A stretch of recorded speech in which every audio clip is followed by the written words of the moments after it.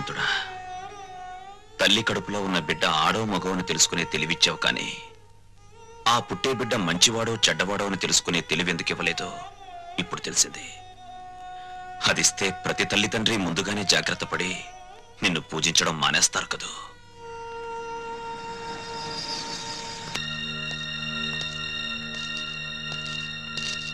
బావా, మీరా? కూర్చోండి బావా. మీరు చంద్ర గారింట్లో ఉన్నారని వెళ్తుంటే లక్కీగా మీరు ఇక్కడే కనిపించారు. మీకు గుడ్ న్యూస్ బావా. చెప్పండి. మీ అమ్మా నాన్న సుమతో కలిసి మా ఇంటికి వచ్చేసారు. మీ ఇంటికా? అవును.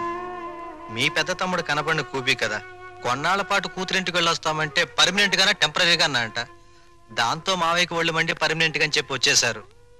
వాళ్ళు తీసుకున్న నిర్ణయం మంచిదని నా అభిప్రాయం. మీరు కూడా ఒకసారి మా ఇంటికి వచ్చి వాళ్ళని చూస్తే వాళ్ళు ఎంతో ఆనందిస్తారని నా ఉద్దేశం. ఏం బావ మాట్లాడరే? మా పెద్దోడు కూబీ అని మీరే చెప్పారుగా.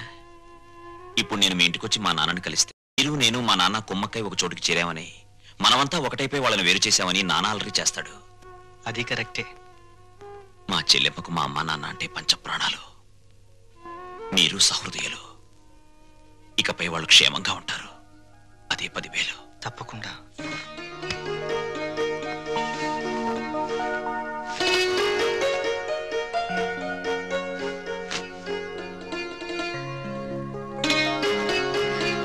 ఏమ్మా, మా కోసం అన్ని సిద్ధంగా అమరుస్తున్నావా? అబ్బే అదేం లేదమ్మా. మరి మీ నాన్నగారికి మల్లె పువ్వు లాంటి తెల్లటి దుప్పటి తెళ్ళు ఇష్టమని, అవి లేనిదే సరిగ్గా నిద్ర పట్టదనేగా.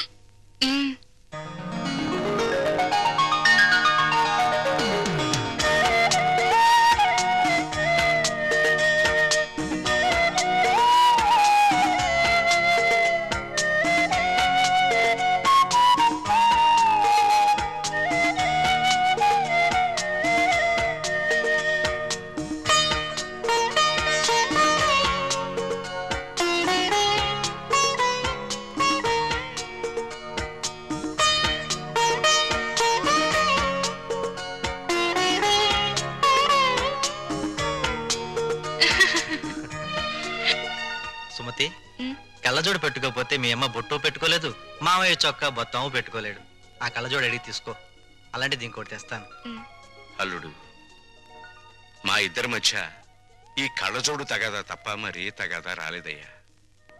ఆ చిన్న తగాదా కూడా లేకపోతే భార్యాభర్తల మధ్య అచ్చట ముచ్చట ఏముంటుంది చెప్పు?